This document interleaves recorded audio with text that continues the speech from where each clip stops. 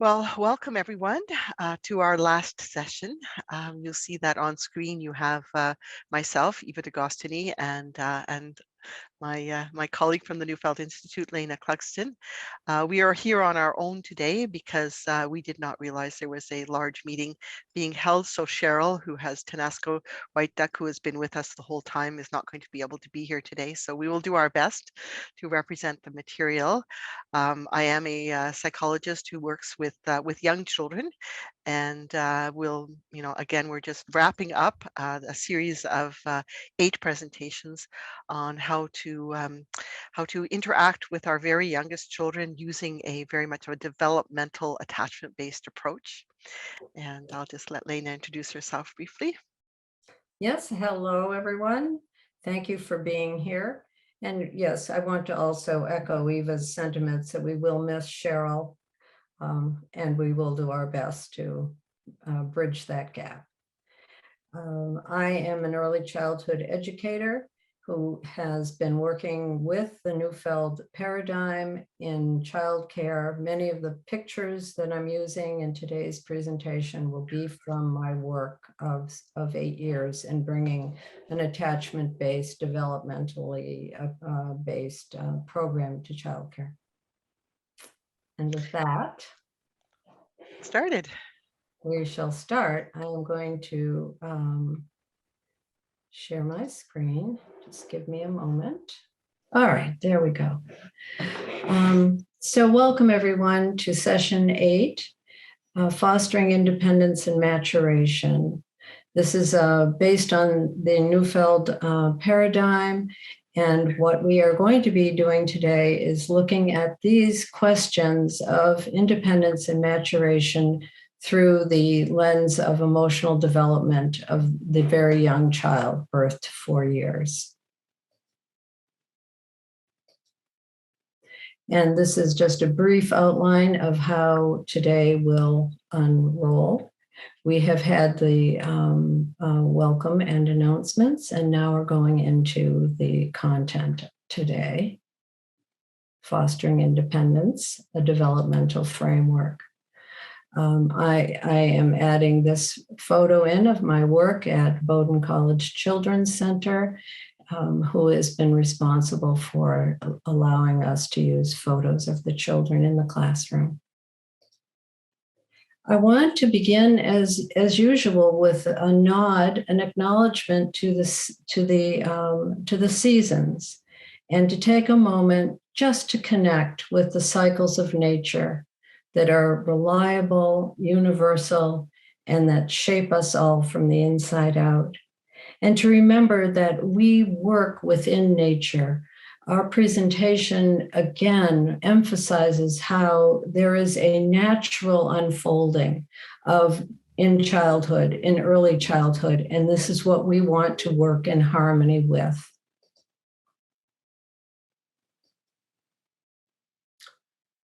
And as part of the reflection on the seasons, I'm going to add in this little bit of an essay by Parker Palmer on summer. Here is a summertime truth. Abundance is a communal act, the joint creation of an incredibly complex ecology in which each part functions on behalf of the whole and in return is sustained by the whole. Community not only creates abundance, community is abundance. Summer is a reminder that for this single season at least, we might cease our anxious machinations and give ourselves to the abiding and abundant grace of our common life. This teaching from Parker comes from a series of lectures and essays that he delivered on the seasons. And I was reminded of how this time of summer is abundant, and that there is abundance in our community and in our childcare community, and that also this should be a time of renewal. We are sharing our good work to bring our peace to the community. And the word community itself means to build together, to work together, to share a common task. And in this case, our common task is the well-being of the children in our care. And it should be renewing both for us and for the children.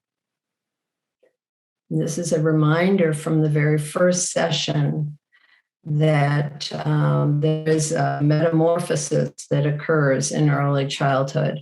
This yearning to emerge, and like a butterfly emerging from the beginning, the caterpillar, this cannot be pushed, this cannot be rushed. The cocoon is the answer. And in our work, the image of the cocoon, that we are creating this cocoon or a womb to do this work of maturation. And our longing is the child will emerge as an independent being, living to their full potential. Eva, before I go on, was there anything that you would like to add? No, and I think the image is very beautiful, and the idea that we are creating that cocoon, and it will happen naturally. Nobody can turn the caterpillar into a butterfly, but it does it naturally, and we have to trust in that process for our children. Right, and this is the image that sustains us in our work. Some key principles that we've been talking about and following that bear repeating here at the last session is attachment. This is a drive or force. It's a word for the science of relationship and a term for the human predisposition for togetherness.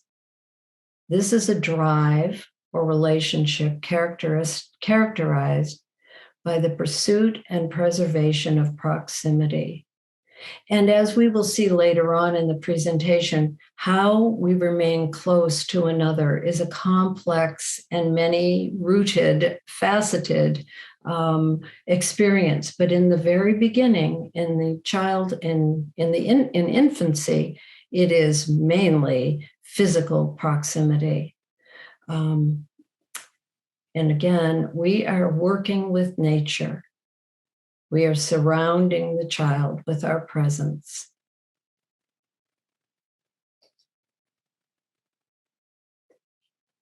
When attached, a child feels safe in our care. And safe for a child means they know who's taking care of them. And this takes our time and attention. Where we put our time and attention to a child equals love. And it's interesting that when this word attachment was first coined by Dr. Bowlby, and he was describing his theory of attachment to his wife, she responded, "But that's love." Yes, but scientists don't like to use the word love. So he decided to land on the word attachment, but he's really talking about that lovely, lovely experience that we all have and hope to have, which is love of another human being. Right. Through our hearts, connecting through our hearts continuously. So when a child feels safe and connected to us, to an adult, to someone who is taking care of them, then they venture forth and play. And here we see how a little example of play in my classroom, how focused they are on the task, getting foot into boot. And we call that play, even though one might not think of it really as play. But what it is this immense concentration and focus on something, on accomplishment that happens, and nothing gets in the way of this emergent energy that comes out, this desire to achieve something. And that something, as we will see through our conversation in this session, it can take many different forms. There are artistic forms and so on, but often for a young child, it takes the form of learning how to put on a boot, a mitten, a hat, and so on. And I think what's important here is that this wasn't when the children were expected to go outside and put their boots on. This was free play time in which in your center you had a basket of hats and the boots hanging around. So the children freely went towards that and freely chose to try and do that, which again just shows to us that when the conditions are right, the desire to do more, to be independent, to do it on your own, actually just springs forth naturally when they could have chosen to play in quotation marks with other things. This was what they were attracted towards, this building their own competency. No one asked them to do it. They did it of their own accord. And that emergent energy is such a beautiful energy, and we have to trust in it. Yes, and thank you, Eva. And the most popular toys at this age, which is a young toddler room, so somewhere between 1 and 2, were the basket of mittens, the basket of boots, and the basket of hats. Oh, socks. Oh, they liked socks too? They like socks too, yeah. Which again, in the grand scheme of things, we're happy if they can do that, but they were, I just love the fact that they were drawn to that naturally. Yeah. Yeah, that was their handwork, as they call it. And this is an important principle from which we have been functioning, that attachment indeed is our greatest need. It is what ensures our survival, and separation is our greatest fear. So when we remember this about a young child, that this is really because they are so dependent on the adults who care for them. This always remains the greatest need, but it manifests differently in adults. But in a child, it is they are so dependent on us that it's right front and center. And the separation being their greatest fear, then we will spend quite a bit of time talking about that. We can see any interruption to attachment makes the child alarmed. Sorry, my little mouse seems to be slow. Because, and we love this picture, we've used it several times, inwardly the child is wondering who is taking care of me. So the part of the cocoon is having the child know who's taking care of them, not cognitively alone, that helps, but emotionally feeling connection.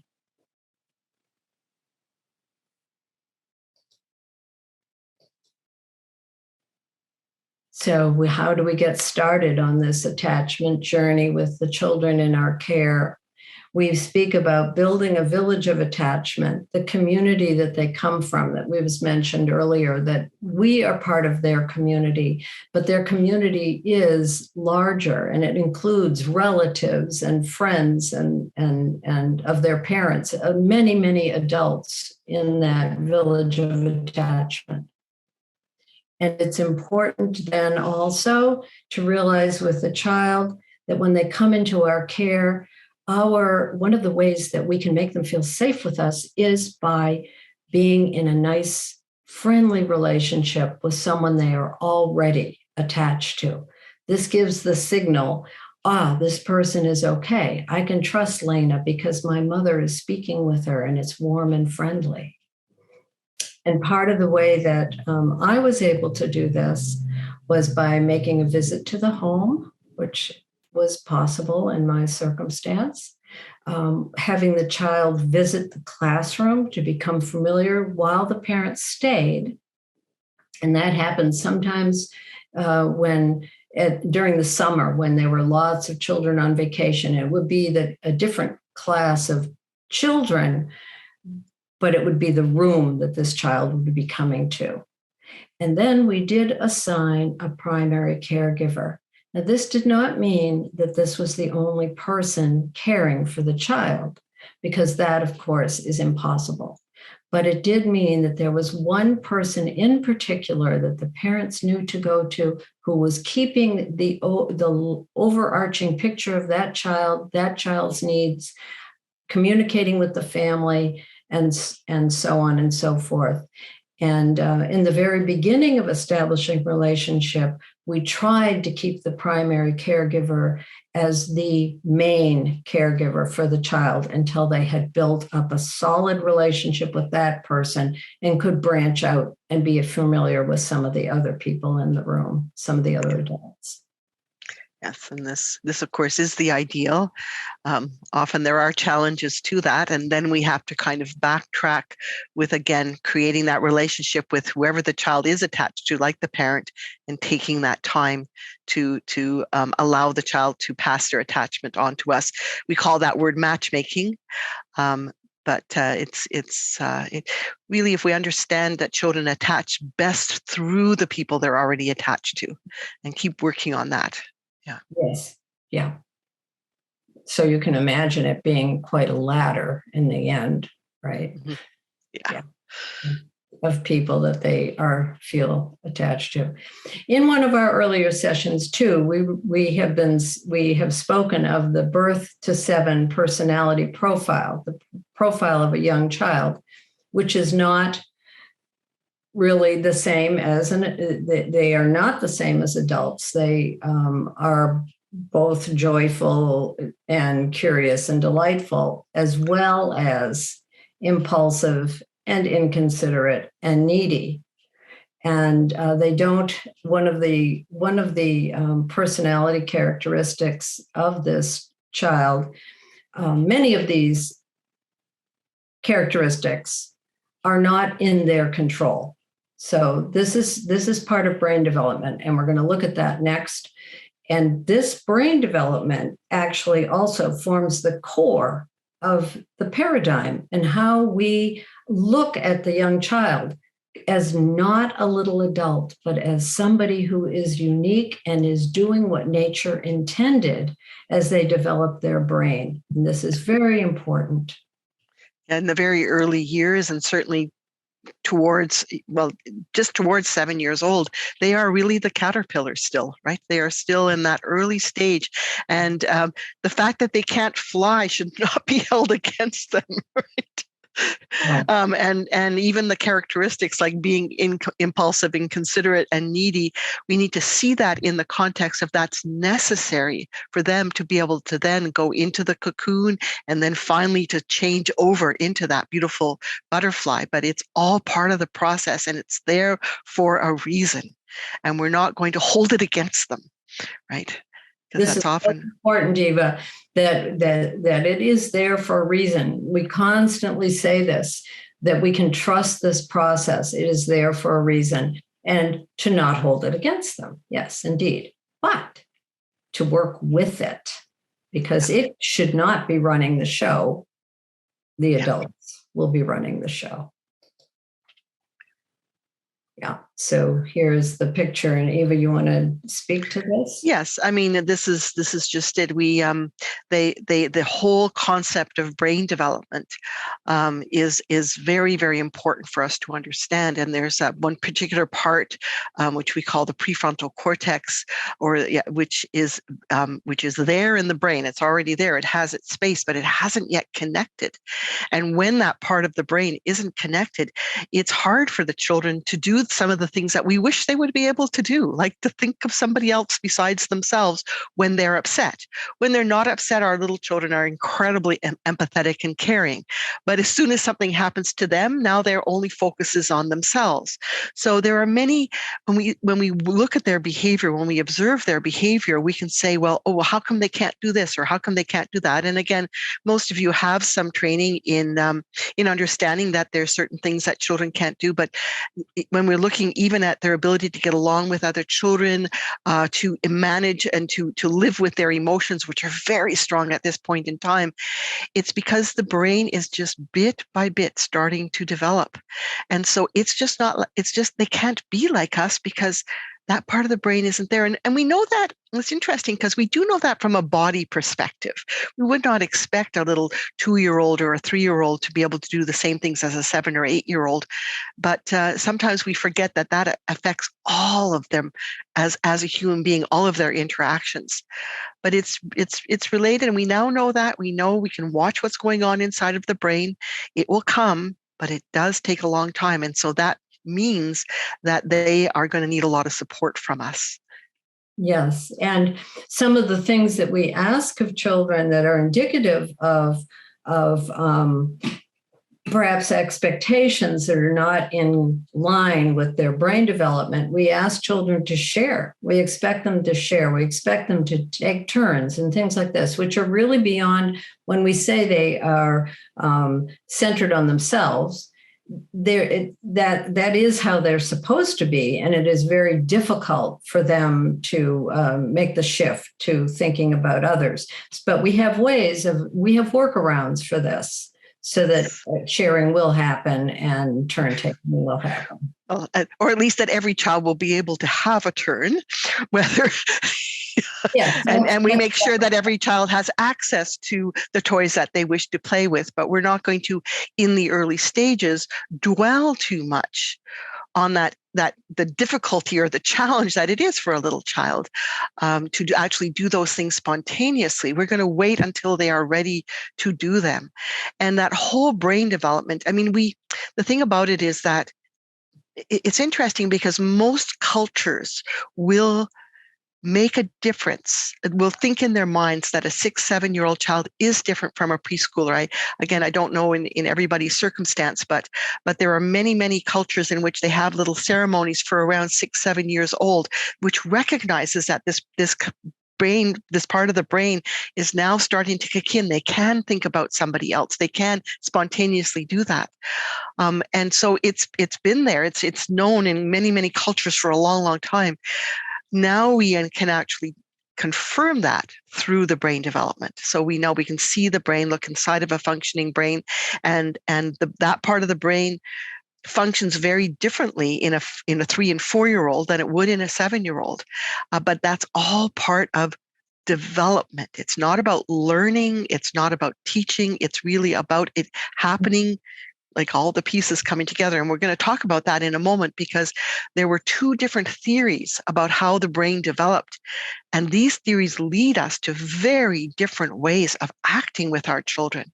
And I think we need to be aware that there is what I consider to be, as a psychologist, old-fashioned thinking, and thinking that is now supported by neuroscience and developmental science.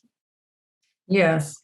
And I just want to backstitch a moment to, as a reminder of how we can make things happen. So as Eva's saying, everybody has a turn and everybody has the toys they want. I constantly turn to music for making that an extremely pleasant and easy process for children. Yeah. When the song is over, it's the other person's turn to use the carpet sweeper. That kind of thing. Yeah. So we make it happen. We don't make the child feel guilty about the fact that it's a little bit challenging for them to do. We make it pleasant. I give them some warning, and we kind of bring it to a conclusion, and then that the child can move on. We also aren't worrying at this point in time either about praising them for what they do, because they will do it spontaneously. We're just going to let it create the environment so that it happens naturally. Right. Yeah. Good. So I'll go on. Well, and so here we are.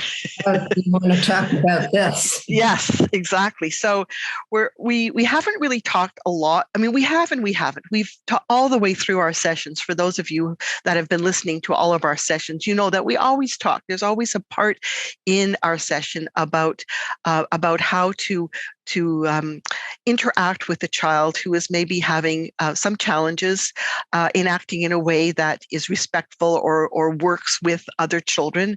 Again, I don't use the word, they're not purposely disrespectful, but they want what they want, and then the other child wants what they want, and there can be a little bit of difficulty there. And we've talked all the way along again about our role as the adult in managing that particular process so the child feels as safe as they possibly can with us.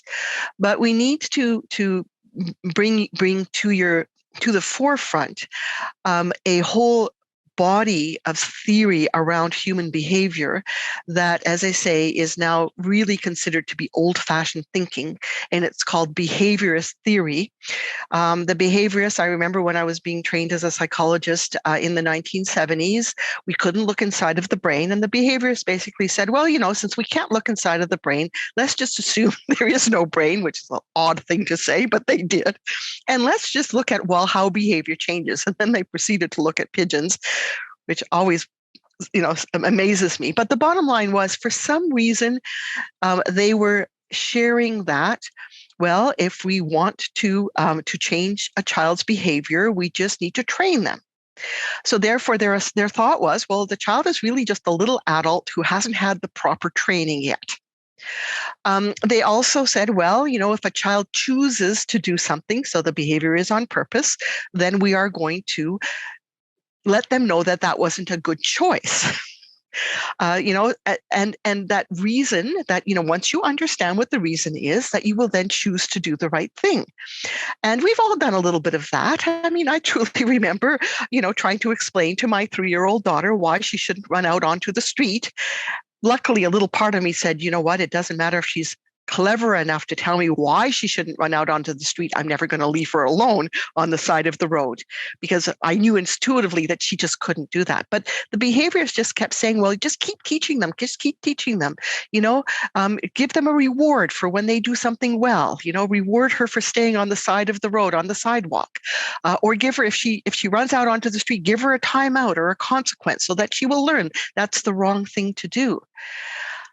And of course, unfortunately, that isn't the way how it works, because, as we mentioned, it's a different process. The brain it's not a question of lack of not being trained. It's that the brain isn't ready yet to understand and to know and to be able to put into place what they know. My little 3-year-old daughter could have told me, Mommy, I should not go on the street. There are cars on the street. But if her ball went out onto the street, she would go right after her ball. She wouldn't be able to think about the cars because her brain isn't there. Now, people say, yes, but Eva, the behaviorist theory works. I mean, if you praise children, they're gonna want to do what you praise them for, except the research is showing it doesn't work all that well, or they're going to stop doing something you don't want them to do. But now what we know is that they will often change their behavior, so they'll comply, they'll obey, not because they've really changed inside, but because they figured out that if I do that, I can stay in attachment with somebody. But it actually hasn't changed the brain. And actually, when a child is in alarm, it's harder for their brain to grow and develop. So now we've inadvertently made it harder for the child to grow into who they would naturally grow into be if we just had the patience. That's using separation, isn't it, Eva? Mm-hmm. Because they go into alarm when they feel separation, as we mentioned before, because of disapproval or because they're not doing it right or whatever. This makes them feel like, okay, I did something wrong, or I didn't do something right, or I don't understand it. So they go into alarm to keep attachment intact. And the other piece that's really important in here that you've also said is that when your daughter runs into the street to get the ball, this is a direct consequence of the brain development, which is that they have one thought at a time. They don't yet have developed to think, oh, I want to run out and get my ball, but on the other hand, there's cars on the street. I better wait for mommy. They don't have that second piece yet. That has not happened yet in their development. And it's not because I didn't train my daughter properly. It's not because I didn't give her enough consequences. It's not because I didn't reward her. It's because the brain just isn't ready for that. Now, again, most of us as parents have figured some of that out, but there's many little fine aspects of children's behavior that we still want to believe if we just gave them the right reward, if we just gave them the right consequence, they would change their behavior. More and more that I understand about brain development, less and less I would use any of these kinds of systems with the youngest of our children, because it just puts them into alarm. They try and do what you want them to do, but they just become frightened and worried. And so they do comply, but they're not growing and developing. So we need very much to leave this by the wayside.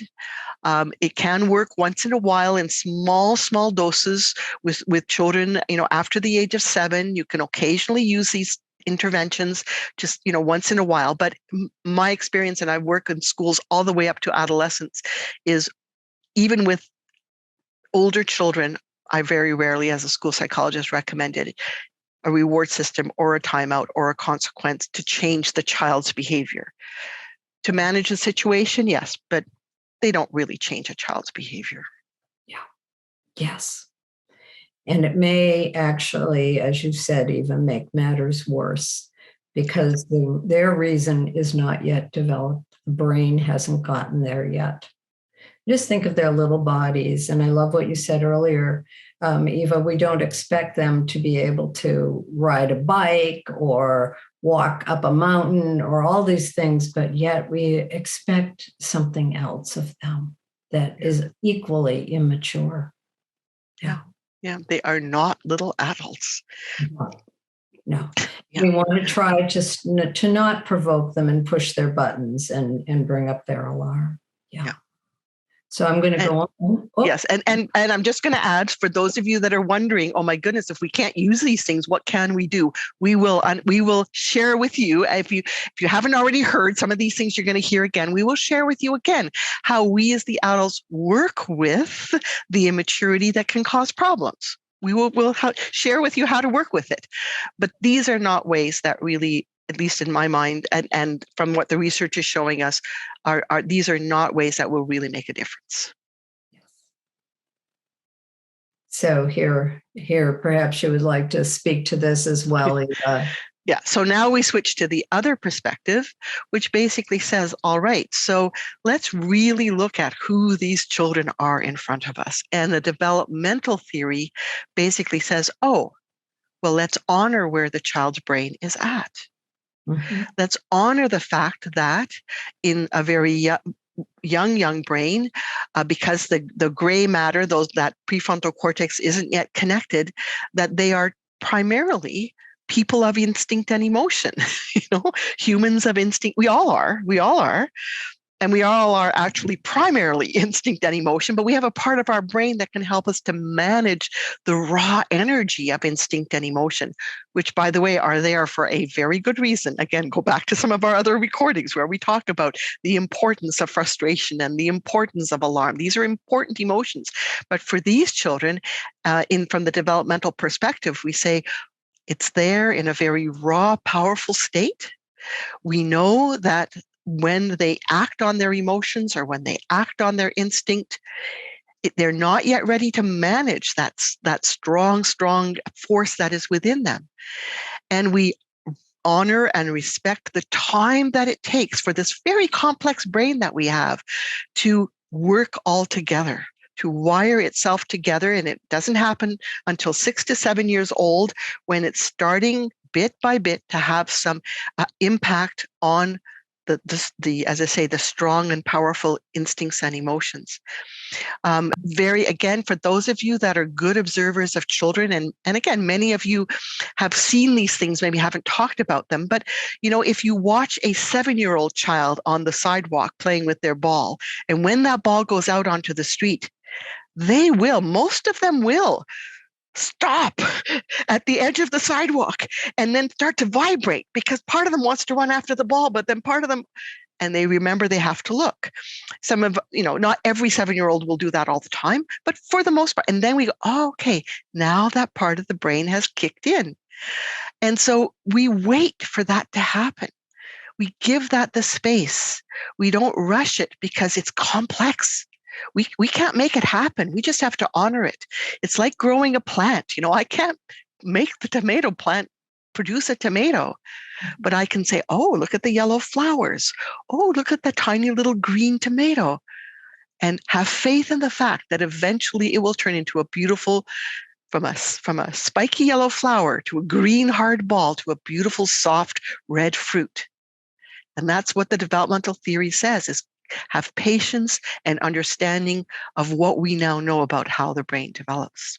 Yes, yes. And to learn to work with it and to use techniques that don't adversely affect the relationship between you and the child, that are gentle on the child's feelings. I have a little story, maybe that's to illustrate. There was a child in my class who had cream put on her bottom. And when she got home, she was in underwear, Gail. And when she got home, her mother said something about the cream and kind of alarmed her, like something wrong had happened. And from that moment on, Gail would not allow anybody to put cream on her, even if she was red and needed it, to put cream on her face to protect from the elements in the winter. No cream.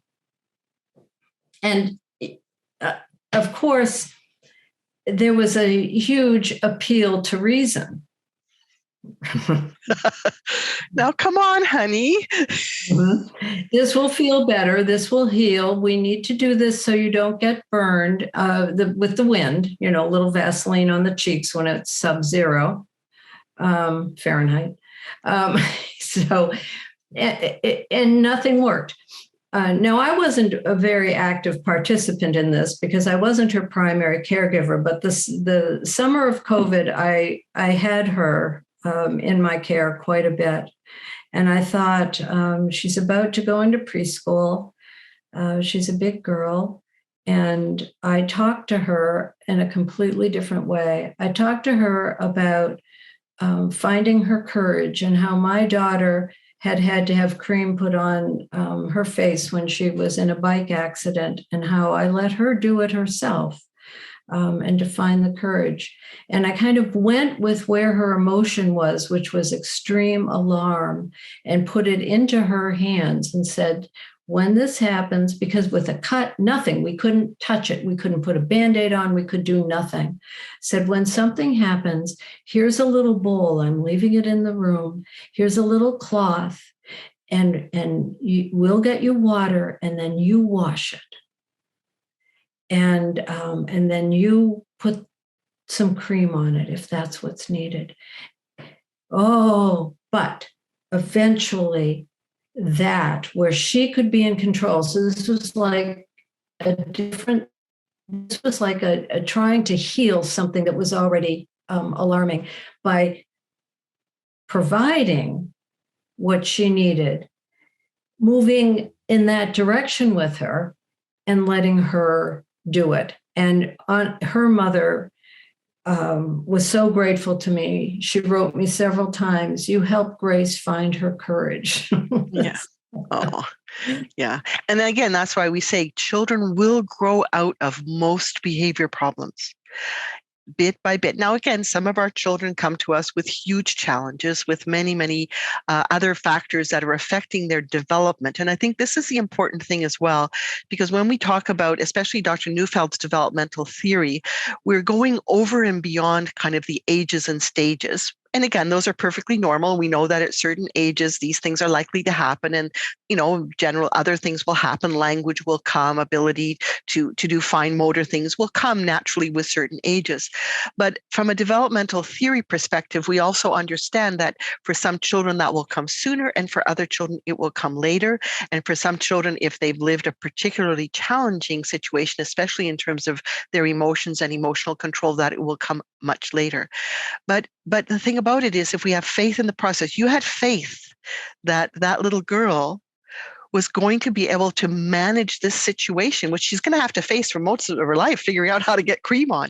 You had faith in that, and you gave her a way to gently work with it and then, of course, grow out of it. And probably a couple of years later, when she was 6 or 7 years old, she might come back and say, Miss Lena, remember when I couldn't put cream on?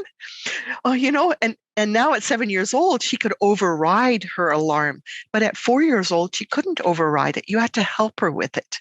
Her alarm needed to be acknowledged. Yeah. And then it couldn't come from somebody else because that was alarming her. She'd gotten, yeah. So, yeah. So she managed. Yep. It was a moment of huge pride for her to feel that she was able to do this and that I had supported her in her fear, Yeah. And if we want to go back again to the big difference between a behaviorist and the behavior theory and the developmental theory, behavior theory says, oh, we got to fix it right away. Mm-hmm. The developmental theory says, let's give it time. Let's give it time. Let's help it, but let's give it time. And that's the big message is let's give our children the time that they need. Rushing children is not where change is going to happen. But it's hard to believe in it. And that's why I always say to people, do grow some kind of a fruit-bearing plant or a vegetable or something, because you plant this little seed in the ground and then you have the faith it will grow and develop. And that's exactly what we have to believe with our children. And so I always encourage people to remind themselves by growing a plant and then remembering we are growing our children. Yes. And to come alongside their emotions, not try to talk them out of it. So attachment, we have mentioned this many times as well, that the attachment between a child and a caregiver is called right relationship in the Neufeld paradigm. And it is the right relationship between alpha, which is the adult, the caring adult, and a dependent, the child who is dependent. The adult provides loving care, and when the child is able to receive that care, the child accepts it. And then we have a nice flow between of caring and receiving. Some children take longer to receive care. It takes a long time for them to trust and to build attachment. And we can't, it's very sad for a caregiver when their care, when the child is crying, let's say at drop off, and their care is not accepted. But with time, generally, if you just stay close and don't impose care, but offer it kind of gently, just in your being, they will learn to come to you for care.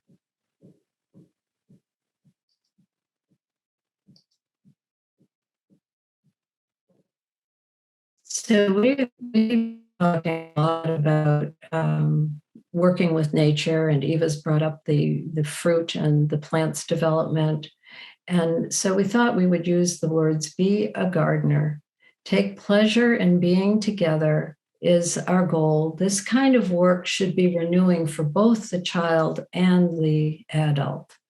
So learning to take pleasure in being together means to be responsive to the child's developmental stage and to stay in harmony with that child.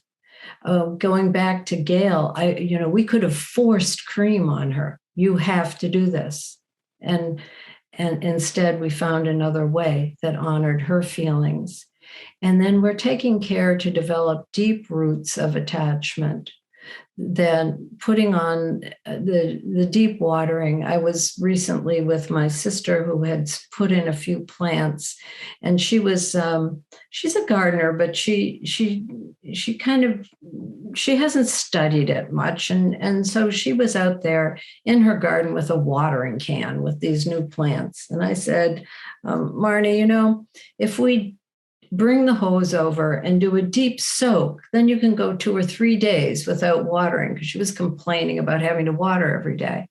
And that's kind of what we're doing here.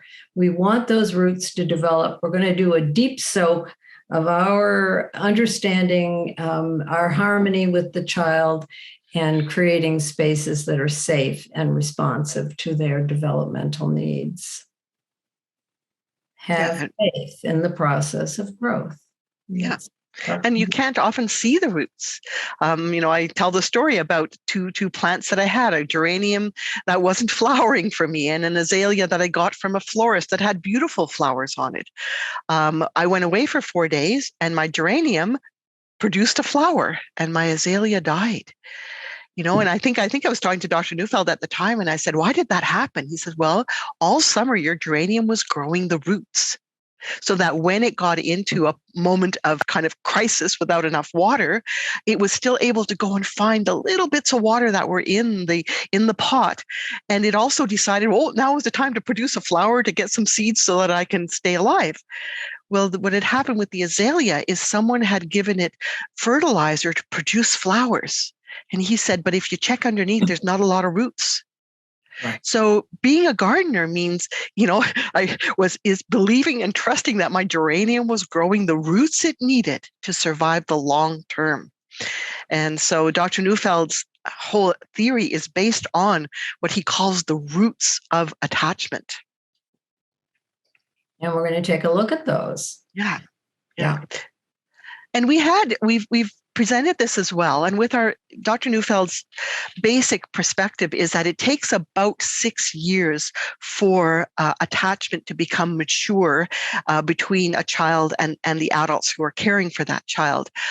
So with the little ones that you have in your care prior to 5 years old, you won't see the deeper roots in a very obvious way. What's fascinating is that at certain ages, some of these things just become really even kind of more apparent.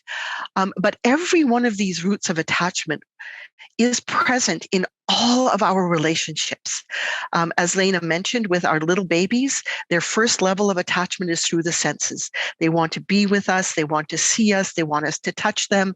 Some of you already know that that if a mother drops off a very young baby, that if she can just leave her sweater behind or a scarf that she has, that just the smell of the mother will help the child to feel comforted. Many of you, I know, have pictures of the families in your centers, so the child, when they miss their mommy or their daddy or their grandmother or their grandfather, they can look at a picture of them. That's attachment through the senses. And of course, we all do that. When my husband goes away on a trip, if I haven't been with him for a while, I sometimes say to him, oh, come back now so that we can breathe the same air. Like just being with someone is part of our overall attachment way of doing things. But there are other ways, because we can't always be with somebody. So how can we stay connected to them? And one of the most important ones, especially in our very young children, and we'll look at that after the break when we look at the curriculum, is the desire to be the same as. So when a little child finds a pair of glasses and puts it on, especially if their mommy or daddy or grandmother wears glasses, not only are they imitating the act of putting glasses on, but now when I have my glasses on, I feel like I'm with my mommy and daddy. And the other thing which happens, which is so magnificent, is we know that babies prior, the early stages can make every sound that's known to humankind, they make it with their mouths. But when they start to get to the second stage of attachment, now they start to imitate the sounds of the people around them. And this prepares them for learning the language of their culture, of the people that they are with. So this second sameness, and through the sameness is you want to be part of the culture, you want to act the same as. It's a very, very, very powerful root of attachment, and is one that we can use very much in our centers. The other levels, and I'm not going to spend a lot. We could spend hours and hours on this, but when they get a little bit older, they start now to realize that you can't always be with them, but they know that you belong to them. And this is where many of you, sometimes where children become jealous if they're sharing. And I often say to people, oh, if the child is jealous, that's a good sign, because now they've attached to you and they want to be the only one that belongs to you. And it's a good sign, because now it's more than just being the same as.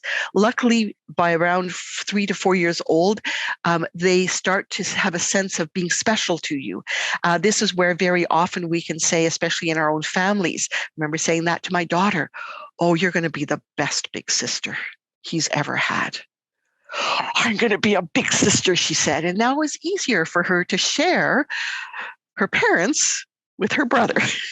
Didn't always work, but at least she could do that. And then, of course, falling in love, and 5-year-olds give their heart away, and then being able to trust that the person you are attached to can love all of you, even the parts of you that aren't perfect. So if we think of ourselves as watering deeply, so as I was saying to my sister, when you water deeply, the roots go down. When you water shallowly, they stay at the surface. And then when a drought comes, they're in trouble. So by watering deeply, by holding all of this, we're bringing these roots of attachment, their full nourishment so that they can develop deeply and sustain the child throughout life, really. We see attachment going down, and also maturation going up, because as things go down, as the root system develops strongly, all of this flourishing, again, the tomato, all of this is happening up above.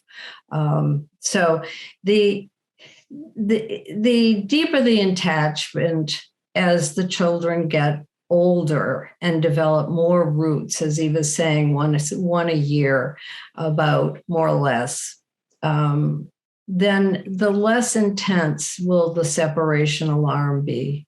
Yeah, because they have more understanding of things and more ways to retain connection with their people. Yeah, more ways of holding on, as Dr. Neufeld says. And, this is an odd little picture here. We've often critiqued Dr. Neufeld for, couldn't you make a prettier one? But, I just noticed one thing, Lena. Those little round things are ways of like tentacles of holding on, right? Yeah. So when yeah. And again, so people sometimes say, oh, well, we love our kids, we love our children. What's all this, hubbub about attachment theory? But when you realize why attachment is there, it's not just because we want to be nice to our children. It's because it is what creates development, Yeah. So we can work on ensuring attachment, and then we have to trust that development will happen. Yes. And we'll be talking a lot about the roots that are most prevalent at the ages that we're talking about, sameness, belonging, and loyalty, and senses. Yeah. As we go forward.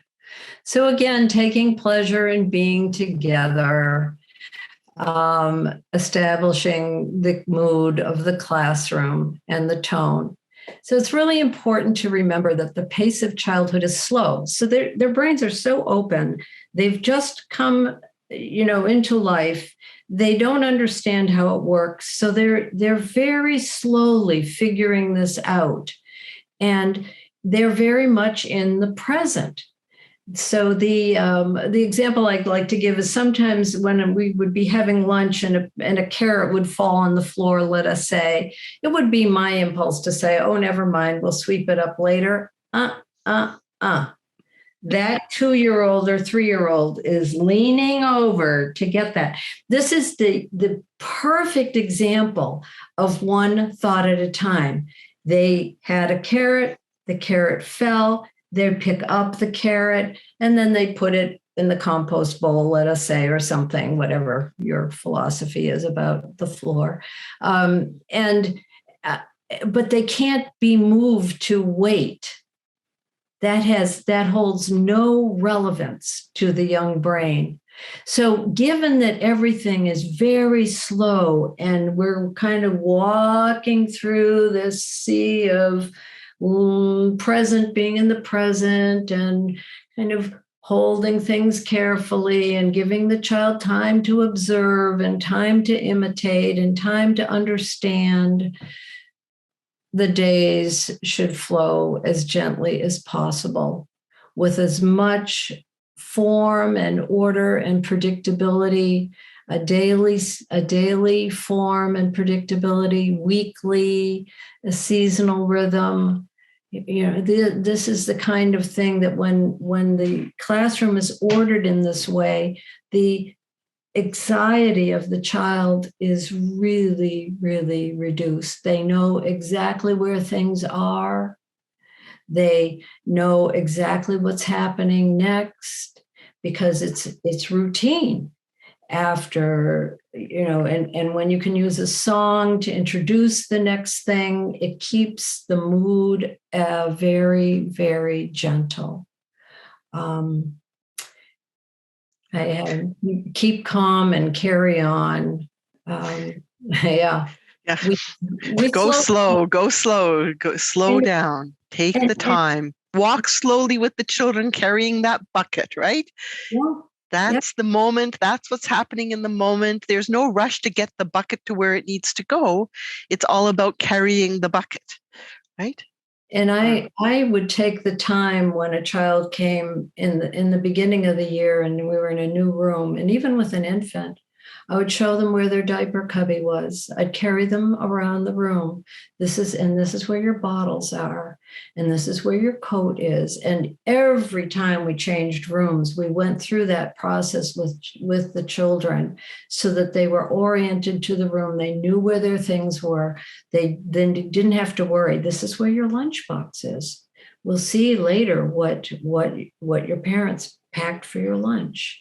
To keep things very, very slow and to take into account that they need orienting in a way that the adult brain simply doesn't. Yeah. This would be silly to an adult. They'd say, oh, I can see where my coat is. And, oh, yeah, the lunches are all over there or whatever. So this is also a way to build attachment and to take pleasure in being together. Just to walk around and show them where their things are it's really quite lovely. So we're trying always to stay in harmony with the developmental stage, which is slow and needs order, form, and predictability. So that maybe the snack changes on every day, but the snack time is always the same. Actually, our snack didn't change for 3 years. It was oatmeal. But we made applesauce to go with it. Anyway, we're working in harmony with their developmental stage and trying not to rush them.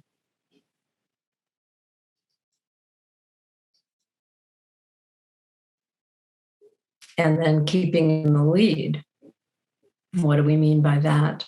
By building attached relationships and having somebody as their primary caregiver, we are building this sense of safety for the child and that they know and can trust who is taking care of them. And part of the ways we do this is by daily welcomes when they arrive. And of course, you do this, I'm sure, but to be very conscious of the warm welcome to the parent who's bringing them or the adult who's bringing them, as well as to the child when they're old enough not to be shy. We always welcome. This builds their sense of significance and starts to bridge the process of leave taking for their adult. During times of bodily care, this is an amazing time to build a relationship. Take your time with the diaper change. I carried the child over to where their diapers were. We picked a diaper, we this, we that, we put it all together. And then I would talk about what they were looking at. We didn't use mobiles, but if there was something they caught their eye or whatever, we didn't use distractions. We used actually commenting on what we were doing. I'm going to lift you up now. I'm taking off your pants. Oh, let's listen for the sound of the diaper. And then they would hear it. I just talked them through the process of diapering. I told them everything. And pretty soon up would go the legs. And, it's like magic. And so, but that would happen with getting dressed, with an older child getting dressed to go outside in Maine in the winter. It's a big deal, as it is for you too. Talking through, and you can organize that with a group of people. Okay, first we need our socks, and everybody gets their socks, and so on. But making it very slow and deliberate and conscious. And then the orienting, I will take care of you. There was a little boy who did not feel comfortable and safe, evidently. It had sort of started in early when he came as an infant, but in the young toddler room, excuse me, I noticed he was calling my name all the time, Lena, Lena, Lena. And so I thought, wait a minute, what's going on here? He needs to know where I am. He's orienting, but I want to get in the lead. So I'm going to start saying his name. So I'd say, Jeffrey. Oh, Jeffrey, there you are. Jeffrey, yep, I'm over here. You're playing there. It took about 3 days, and his incessant asking for me just went away. And I didn't stop. I didn't do it all the time anymore, but I would always make sure to tell him where I was if I was moving into a place that he might not recognize. So you recognized that for him, knowing where you were was really, really important. And so rather than waiting for him to ask for you, you said, here I am, by calling his name, bringing his attention and saying, I'm here. You don't have to worry. You don't have to ask. You don't have to call my name, because I will call your name first. I'll be there first. And that's what we mean about being in the lead, being the one who's there first for the child so that they can feel safe with us. I love that story. It's a lovely story. Yeah, well, it was amazing how quickly it worked too. I was just really, this is how I kind of grew into the Neufeld paradigm. I would try, something would occur to me that I had heard Dr. Neufeld say, and then I would try it out. And yeah, it worked. Yeah. And I'm sure there are other people who are listening today who have exactly that experience of the child who's always calling their name. The trick is call their name first. Or get there first. Get there first. And hopefully it will work. Do that in so many different ways. Like, if they want something, you say, I was thinking you'd want that. Yes. Whatever. I was just about to give you that. Yeah. Right. Yeah. We're on the same wavelength here, you and I. Yeah. So again, keeping in the lead, we're coming alongside, while maintaining boundaries I love this phrase, maintain boundaries that take the natural immaturity of the child into account. We are acknowledging two things: that the children have natural immaturity. Note the word natural. There's nothing unnatural about immaturity for young children. And now we know what it looks like, being in the present tense, being, all of these things that happen because they have no frontal lobes that are focused on just them. It's about them. But we are maintaining boundaries. We keep things safe. We keep in the lead, and we do it through coming alongside. Now, we accept their immaturity and also take responsibility for imposing order on the behavior. This is not exactly what was happening here, but this picture reminds me of the days when I would come into the classroom and the children, there would be one child who was not engaged and he'd start to run, let us say. Could be a she. Some child would begin to run, and then everybody else would sort of follow along. And so what did I do? Began to run. I would come in there, but I would be singing while I ran. Backwards, forwards, inwards, outwards, come and join the race. Nothing could be finer than a jolly caucus race. Do, do, do, do, do, do, do. And we'd trot along, and then I'd slowly get slower and slower. And then I'd go, all done. And they were. The running was simply, I'm not engaged in anything. Yeah. But it was not in this child's control to stop or to get engaged. It was my job to bring engagement through coming alongside. And then I could suggest, look, we're cutting up apples this morning, or whatever we were doing. And away you went.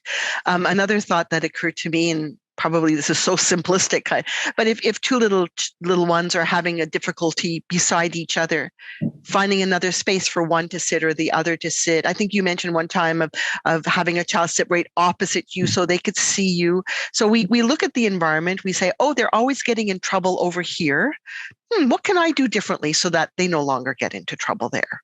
right? How can I sort of sort things out so that when they go to do that activity, they're not going to run into this difficulty that I've observed for the last couple of days. So we always watching to see, how can I make it easier for them to do what they need to do without getting into any kind of trouble? And rather than asking them, I know no one would use these words, but what I'm trying to say, the feeling of cut it out, Yeah. right? Yeah. Stop doing that. That seldom works. We have found, I'm sure all of us. However, figuring out, because we're putting that, when we say cut it out, in essence, we're actually asking them to control their impulses, and they don't have the brain to do that. So we have to control it. And the best route I find often is coming alongside it, just as I did with Gail and the cream. I came alongside her alarm. You come alongside the running. The little child who wanted to sit beside me, but I couldn't have him beside me because I had other needs and other children to consider. I put him across from me, but I spoke to him and said, I can see you, and at lunch you're going to sit beside me. And he was perfectly satisfied with that. Yeah. So lots of these kinds of things that you all have examples of doing this already, I'm sure. Yeah. Imposing order. Yeah. And that's what we create that order. Yeah. Yeah. And then we want to avoid separations because we know that this is very alarming. Telling children when we're leaving the room and when we will return, maintaining orientation to the family. Eva mentioned pictures, an article of clothing. I would often say, oh, let's see what name of parent packed for your lunch today, and so on.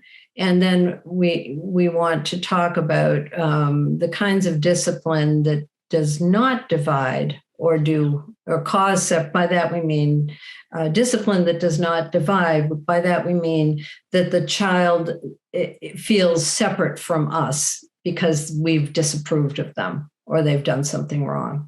So we're trying to avoid that kind of discipline. And we've already given you the list of what those things are. There's a few more.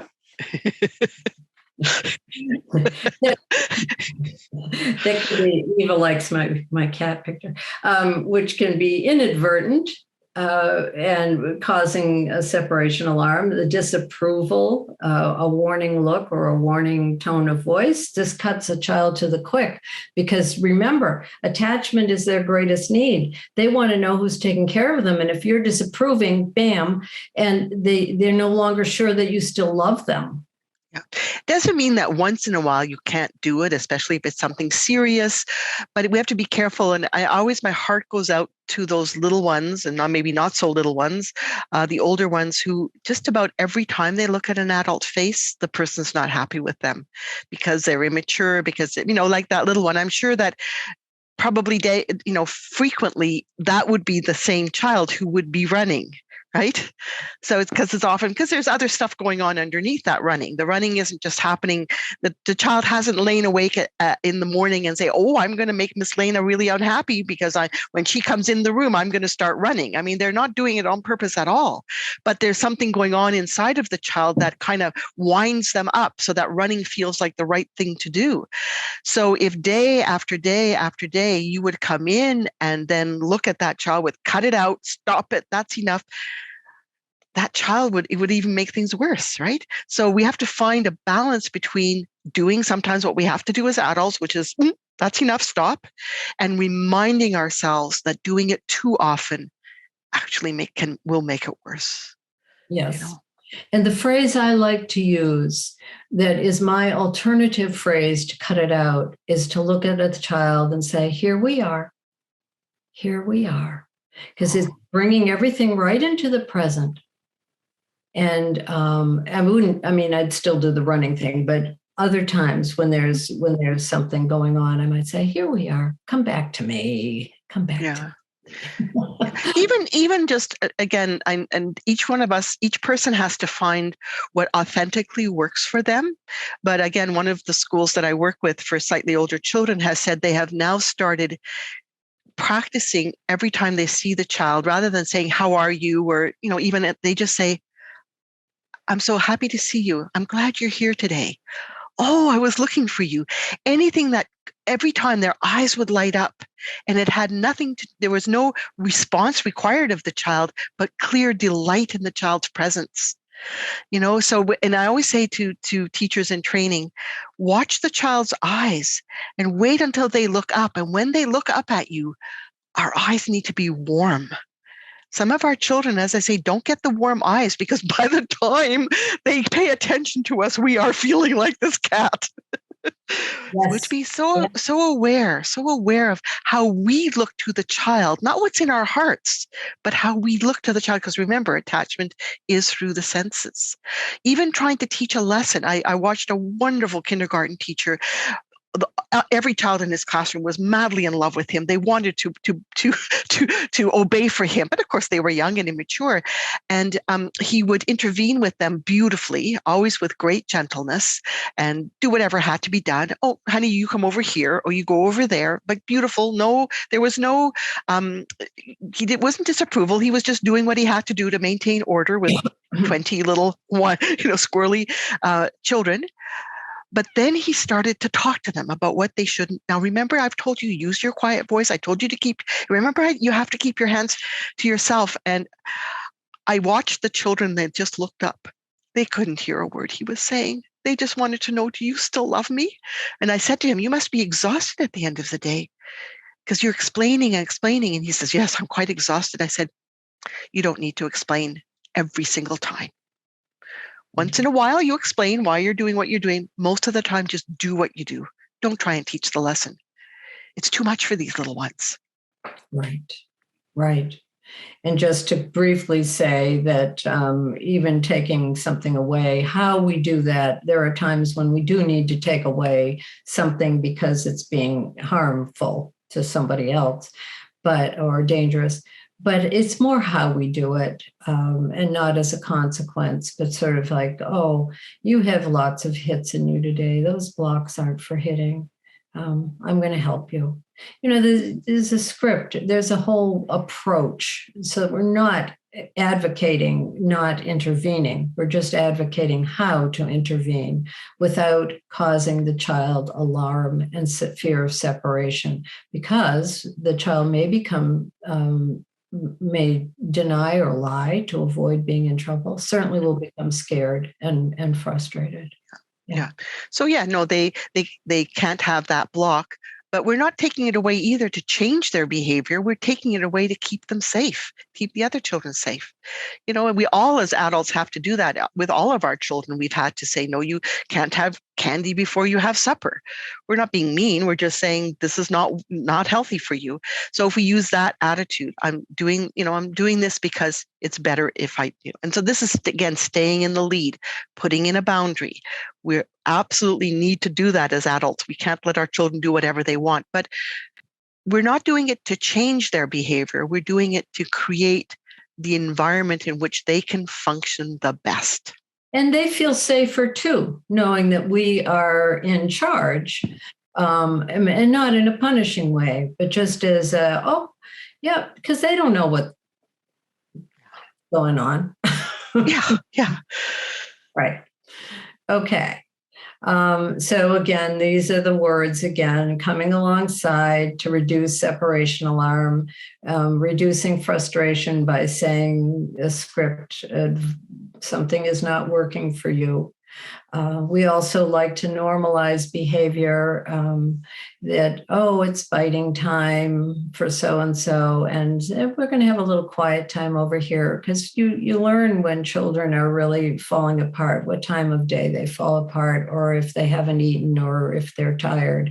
And you just normalize it. Yes, people bite, people push, but we understand that, and we take care of you. We will make sure that we are keeping you safe without being criticized. And then last session we did on Caregiver, and for those of you who haven't seen that, you may want to, session 7. But when we have a natural instinct when feeling coerced, and Dr. Neufeld calls that counter will. And then finally, collect before you direct, such an important one. What we mean by that is to bring the child into the next transition that's going to happen, rather than barking out an order or something, which was my way, and I found rather exhausting. I would start a song, or I'd come over, and always I learned to tell a child, I'm going to pick you up now, and then wait till you see acknowledgement. Even in a 6-month-old child, you will tell from their body language if they're ready for that. And we call this collecting. In other words, we're putting a bit of a cocoon of relationship around the child and us and letting them know what's going to happen. Instead of just leaning down and picking them up without warning, I'm going to pick you up. And I had a diapering song that I sang before it was time to diaper, and hand washing songs. So everything just sort of flowed along with these songs, and also telling children what we were going to do. Even on that diaper table, spend a lot of time diapering in an infant room, saying, I'm going to take your diaper off now, and let's listen for the sound, as I said before, but talking them through everything we're doing. Now, this can sound exhausting, but remember, a diaper change is only a couple of minutes. We can slow it down and do it, but mostly telling the child what's going to happen, collecting them, meaning establishing relationship through a song, through coming over and commenting on what they are doing. Oh, you're working really hard on that. And just take a minute and get their eyes and smile and a nod. And remember, they have one thought at a time. So if you're the thought,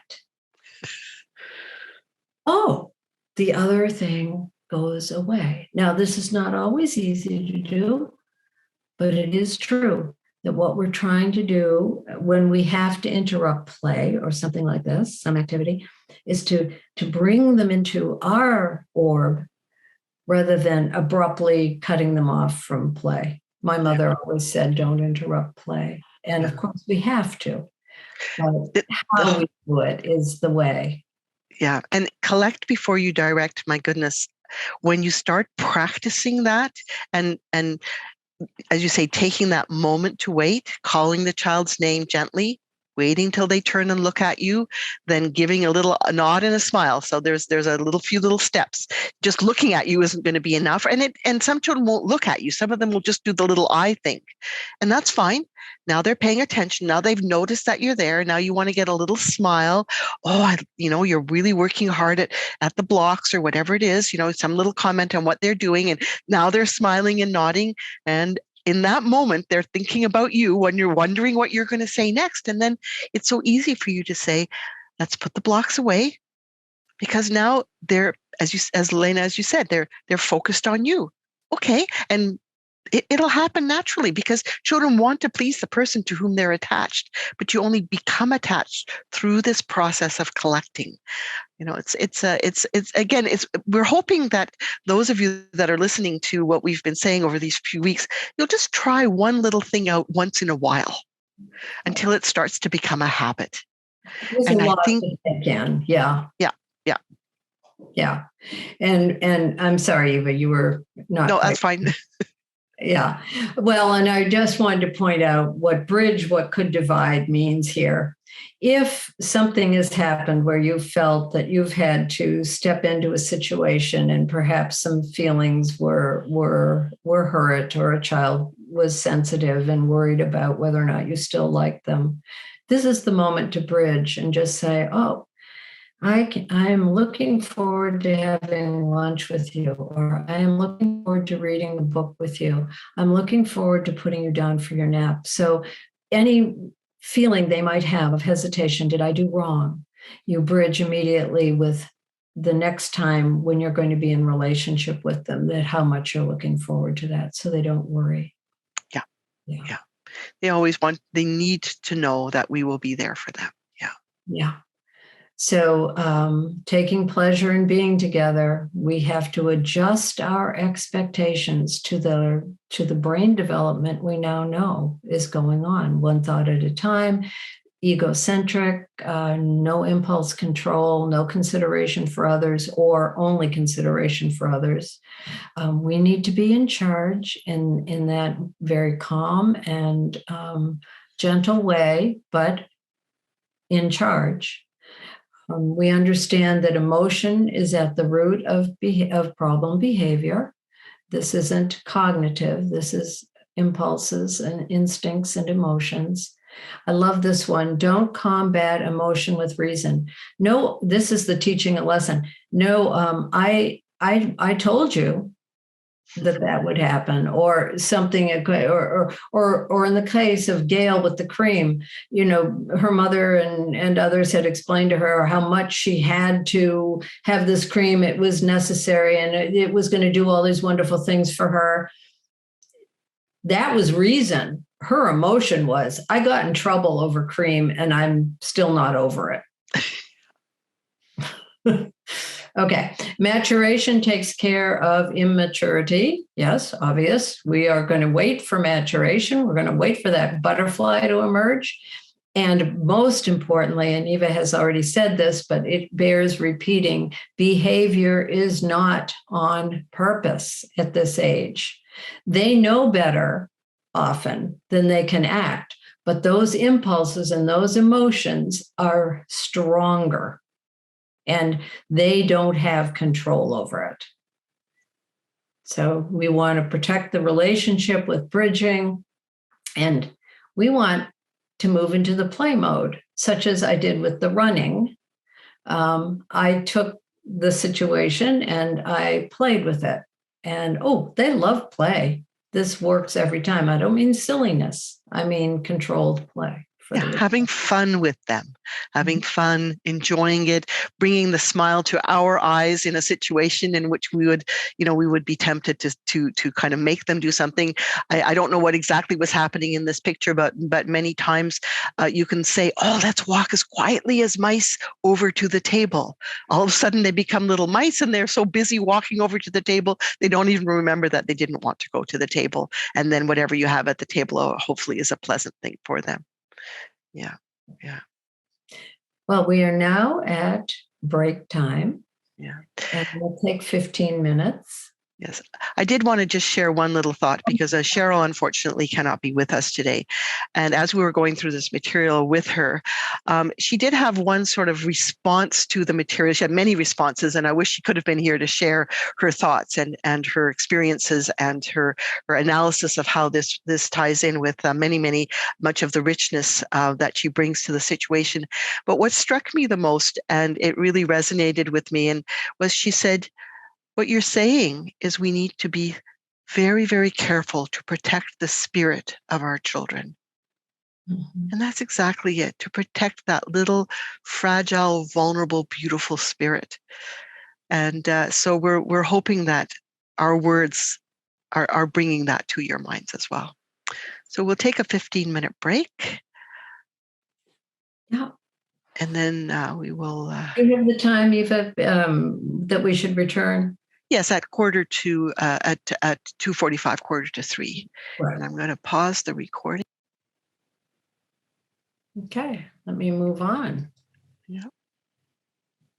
So we really wanted to address some nuts and bolts about how to manifest some of what we're talking about in terms of the mood and the tone and the slowness of the day, and what kinds of things you can fill your day with, what a curriculum could look like. And I came across this lovely, I think this captures for me a lot about what I look for in my classroom. Pablo Picasso, the famous artist, says, "Every child is an artist. The problem is how to remain an artist when you grow up." So what do we mean by artist? So someone in response to this quote of Picasso said, "To be an artist is to be tuned into and turned toward the new, saying yes to life in all its diversity and richness. Children face life with openness and creativity. They make things, play make-believe, and create a world of beauty and delight. This is surely why we love being with them so much. Yeah. So we do want to continue to create, to support the creativity, what we also call emergence of the child, by providing the conditions and a curriculum that supports this emergent creative self. And it's a challenge in this day and age, because when we think of curriculum, we often think of, oh, we have to think up all these activities for the children to do. And of course, again, and in our role as the gardeners, as the caretakers, we need to provide some structure to the day and some opportunities for the children to interact with things that they might not be open yet to interacting. So we do need to provide for the children, but we probably need to rethink what we mean by an actual curriculum. And I know that I've always been impressed, and we'll give you lots of space here to explain how you helped, what you did to provide a rich environment for your children in a very natural kind of way. Yes, I learned from a master teacher that the care of the classroom, and by that I mean the indoor classroom and the outdoor classroom, was the natural curriculum for children, for young children, particularly the birth to 4 that we are dealing with. So why would this be? Why would this be? It's what they are seeing around them. It's back to this idea of orienting again. We are providing an orientation to the world and how the world works. So here, and it fills their day with things that are activities that they can imitate, right? So we want to be sure that whatever we're doing, there's a place for them to participate in that. Even if it's without worrying about the result, right? Without worrying about the result. So care of the room, what do we mean? This is my list, partial list for my circumstances, but we did bake rolls. We did food preparation. We cooked together with the children. So that would be part of the weekly rhythm. On Monday, we made bread. And then on Tuesday and Wednesday, we had rolls for afternoon snack and so on. We made applesauce from cutting up the apples and providing little cutting boards and safe knives for the children. We get the slice pretty thin to begin with. We're not giving them a whole apple. So it's all this choreography, right, around food preparation. Notice that they are in aprons, so that there was a ritual to this. You put on the apron, which is on the seat that you're going to use after you've washed your hands, and so on and so forth. But that was something that happened morning. Speedy delivery, what do I mean by that? I noticed that we got groceries delivered to our room once a week. Somebody did the grocery shopping, and then the adult brought the groceries into the room. And I thought, oh, well, this would be good. I asked them to leave our groceries out in the hall, and we brought a cart. And so somebody would help me with the speedy delivery. So one of the robust children who liked being harnessed into the cart, and they'd pull this wooden cart, and we'd fill it with the oatmeal and the apples and whatever, and then we'd bring it into the kitchen, and then they would help a little bit putting things away. And we did speedy deliveries for all sorts of things. I called them field trips. If we had something to deliver to another room, I'd say, would you like to go on a field trip? If we were doing our laundry, it was a field trip, and collecting the laundry and so on. This was how my center ran. We did have 4 rooms, and we had a washer dryer there, and we used that for bibs and napkins and cloths and things like that. We didn't wash the children's clothes, of course. Dusting. and cleaning things, even dusting the leaves of the plants in the room. This was a big activity, and the children could participate. Watering plants, very careful pouring. Actually, they would also learn to pour. One of the morning rituals was you would come in and greet and so on, wash your hands and toileting and so on. And then when you were actually fully present, the child, they would come to the table and fill their water bottle with a tiny pitcher. And this was a lovely way to begin the morning, and they were learning to pour. But for them, learning to pour was just the biggest treat in the world. And we didn't mind about spills. Flower arranging. I would have, once they reached a certain age, I would have flowers, small little vases on the lunch table. And there were always arrangements of plant materials on various shelves to bring nature indoors. And it was also a way for them to bring something from their walk, their home. They could bring a flower.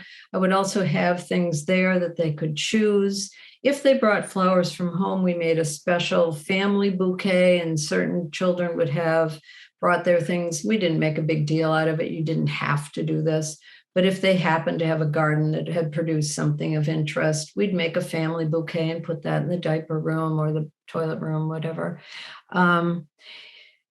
But having this, when I would arrange flowers, and I had lots of plant arrangements throughout the room all year long, you can find interesting things even in the winter in Maine. I would give them some pieces of plant materials, and they would practice arranging. Usually they weren't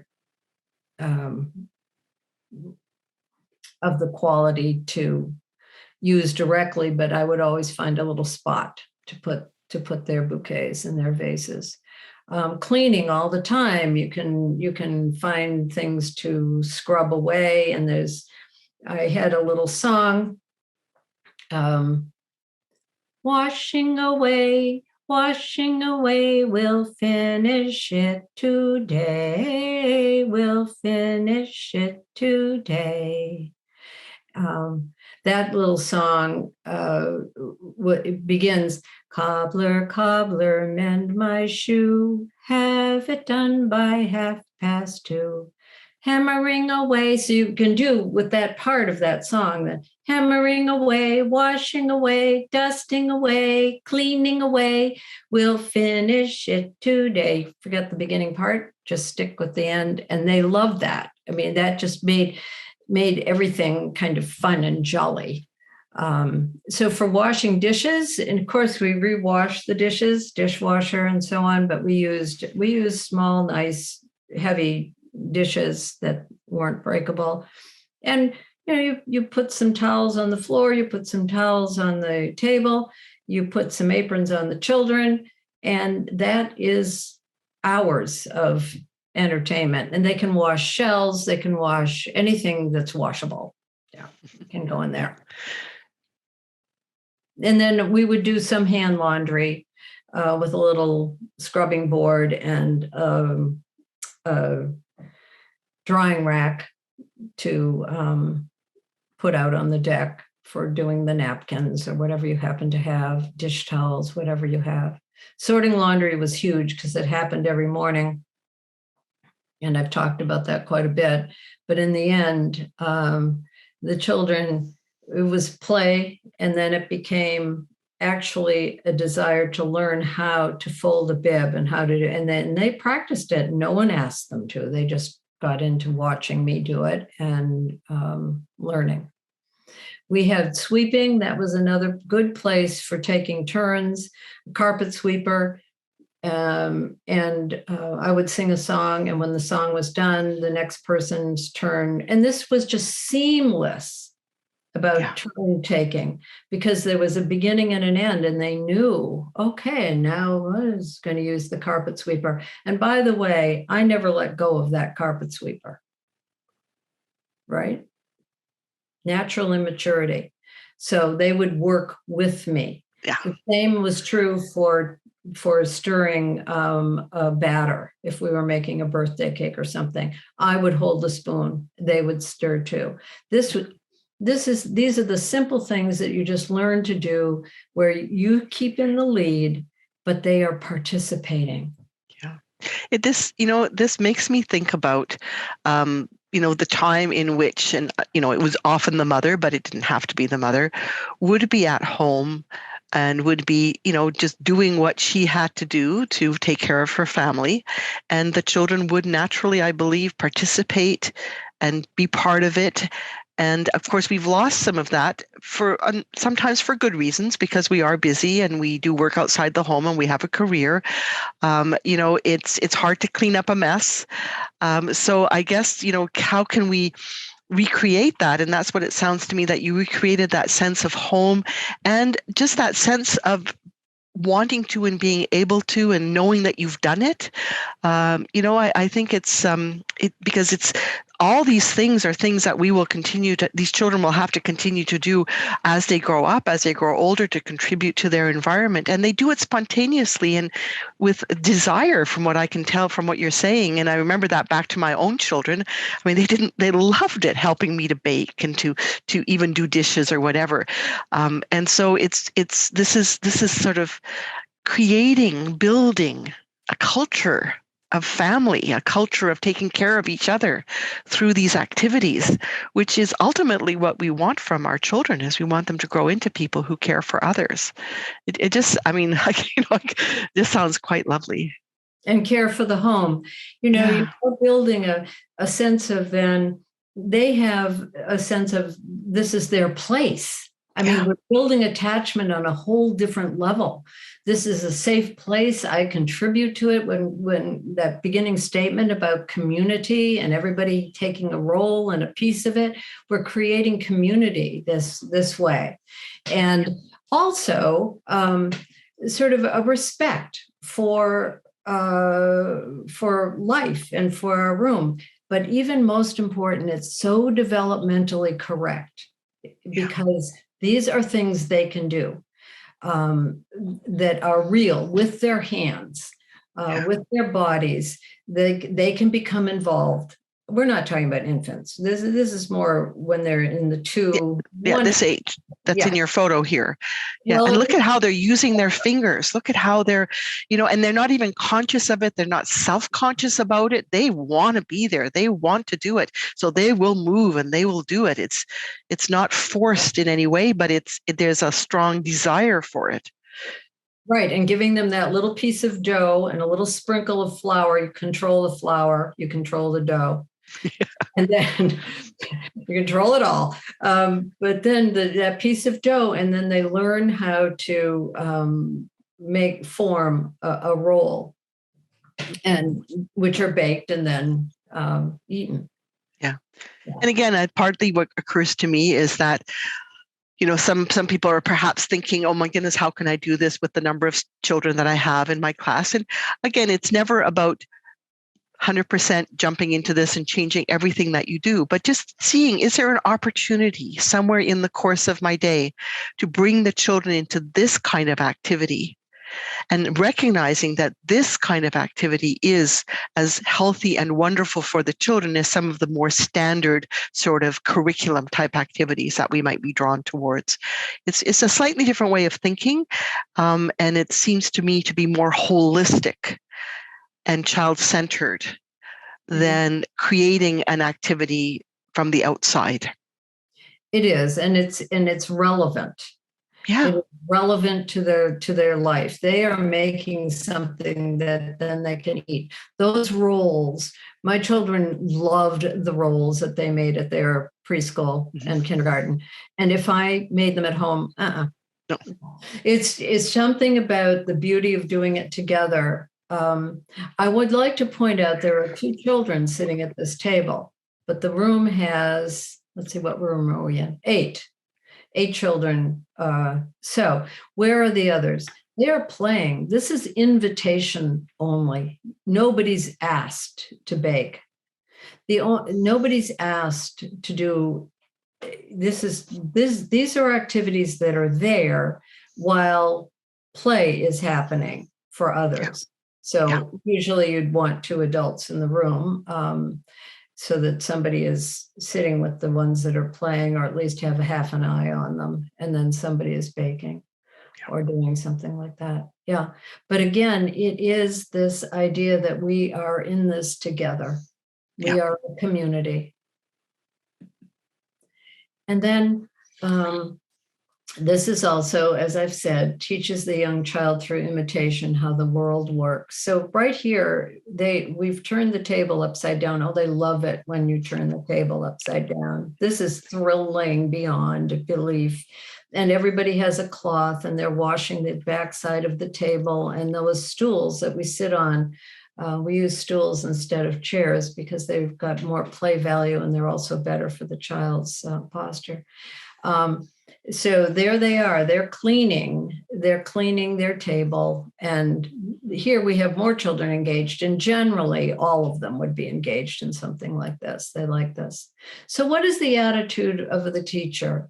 Is like what we're teaching through this is that we care about our equipment. We care about all the things that are in our room. I would have a basket where I would put things that were broken to be repaired, and then I'd follow through with the back of a book spines, gluing things, and so on. Some things you can't, but anything that could be repaired, we did. We're really working with this idea of reverence for living things, reverence for our environment, reverence for what we own, what's in our room, just this general care and respect for the natural world and the world of our belongings. So we would put our things away routinely, and we took care of the play yard and the plants, and the teachers do all this, and they don't have to say anything about it. We're not teaching a lesson. We're teaching a lesson through how we are. And the teachers, if they are joyfully engaged with work, and I used to teach a lot of parent-child classes, and our direction to the parents coming in with their 2-year-olds was, we are going to put out 8 or 9 different workstations, and you can choose something from sheepskins that need to be brushed to dishes and laundry that needs to be washed, etc. But we ask that you are joyfully engaged with what you do, because when we are engaged, the magic happens that the child actually gets engaged, not necessarily with the task, but with their own emergent play. The more we are engaged as teachers in what we're doing, the more play happens. I cannot explain it, but it is in my years of experience, absolutely true. As soon as we're engaged deeply, they're engaged. Yeah. And then, of course, I always sing. It lifts the mood of the room, and it brings things kind of into a more playful mode. So we, as I say, we use songs to mark transitions in my classroom, and time has very little meaning to a young child. They don't know what 5 minutes is, but they know the length of a song. So when it's time to clean up the room, we would sing, picking up pawpaws, put them in the basket, picking up. Everybody would have a basket, they'd put their things, and then we'd put everything away, but we'd sing. And that made sense to them. A song has a duration, they learn it, and then they know once we've started singing Welcome to the Table, they're going to have a few minutes, and then it's time to come to eat.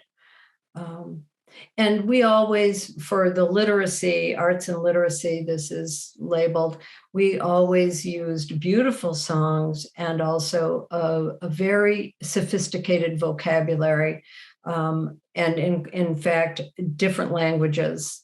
I had a Chinese assistant who I asked to sing and talk in Chinese, so the sound of Chinese were in their minds, and they learned a few words. But beautiful language, seasonal songs, and stories that you tell from memory spontaneously or have made up. For those stories, you can use things that are in the room, toys, and make a little puppet show. They love that. For painting, we kept it to one color at a time, so they could deeply take in blue, and I would always paint with the children. So I'm at the other side of that table painting with blue too, just painting, and they imitate how you use your brush, how you dip it. You don't have to say a word. They just pick it up by watching. So one thing that, Eva, you may want to talk about the development of the hand. Yes. Well, I mean, again, this is just something that that we now know, because we can obviously do X-rays of the hand, and they know that the hand of a child, a preschool child, the ligaments are not yet joined in, the joints are have not yet kind of consolidated, and it's quite dramatic how you can see the difference, the way of a hand of a 4-year-old from a 7-year-old. Very clear the differences. And so again, we have to be so careful, because we have a big push in our society to want to prepare our children for school. And what happens at school? Well, you learn to read and write, but actually we have to be so careful to respect where their hands are at. But one thing that struck me again, and we have many children that have difficulty with how to hold their pencils or their pens or their paintbrush. And again, what struck me about what you're saying, Lena, is that if we try and teach a hand that's not ready yet to do it, it'll be hard. But on the other hand, if they continually see an adult holding something, and we call it the tripod grasp, and this little girl is not bad. I mean, she's using a double, it's like she's close. Next thing she'll do is her finger will extend. But it just struck me that one of the best ways of naturally teaching a tripod grasp is for the child to see an adult doing it. But when do we ever sit long enough and just move a pencil or a crayon around? Now, she isn't ready yet to use the finger in the way that we would to, but if we keep doing this over time, that finger will naturally gravitate, and then she'll look to see what we're doing. And when she's able to do it, she's going to imitate what we do. So this whole thing about meeting the child where they're at, giving them activities to do that engage their whole body in small motor, fine motor, large motor, all those kinds of things, and then showing them how a mature person does it without asking them to do it in that mature way, they will spontaneously start to imitate when their body is ready. So that's what I've seen this picture many times. We've shown it in many different contexts, but it all of a sudden occurred to me that, as you said, she's looking to see what you're doing, and her hand, as best it can, will imitate what your hand does. So we have to, again, don't rush things, but provide opportunities for the child to imitate someone who's more mature. And I would suspect, yes, and I suspect that it just happens spontaneously. Yeah. And yet, look how focused she is on just blue, because this is wet on wet watercolors. So the paper is wet and the watercolor is wet. And so it spreads so beautifully. It is so interesting to the child to watch this process of wet on wet painting. There are lots of YouTubes on how to do wet on wet painting. I recommend it. And then I would save their crayonings and their paintings. And I did the same thing with crayons. We use block crayons or big crayons, and I would write their name and the date discreetly on the bottom of the page, and then save them. And we would make a book at the end of the year so that they don't just go home and, we're showing that we value this work. We value this without praising it, without commenting beyond saying, "Oh, that's beautiful blue. You really worked hard at that," or something of that sort. And then I already mentioned arranging plant materials. In the winter, we all live in cold northern climates. There are so many beautiful shapes of deciduous plant materials, and then there's red osier dogwood that's got a red color, and then there's evergreens and so on. And you can still put together beautiful displays that can last for months, actually, if you want, to decorate the room. And again, I always try to bring the outside in and then the inside out and so on. I keep that a very fluid relationship. Let's see, songs, circles, stories. Yeah, we've taught. Oh, I didn't really say about circles. Go ahead. Okay. Well, no, I was, go ahead and say about circles, because I just wanted to bring one little thought more about books and using books if you were using books. Yeah. Do you want to do that now? Sure.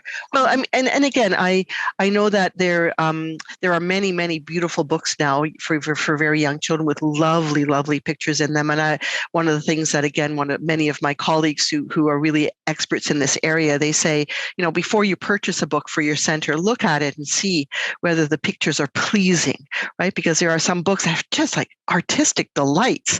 Just the pictures are beautiful, and then. So you want to share that with children. Obviously, telling stories on your own is the ideal, and of course, in many cultures, the oral history is just the way to go. But I also noticed something that happened with my husband. He happens to be Santa Claus, and he was trying to read a book to a child, and he didn't quite read the situation correctly, and he got hung up on reading the words in the book. And I said to him, I think what would work better is you want to share this beautiful book with the child. Don't worry about the words that are written on the page. Tell a story about the pictures.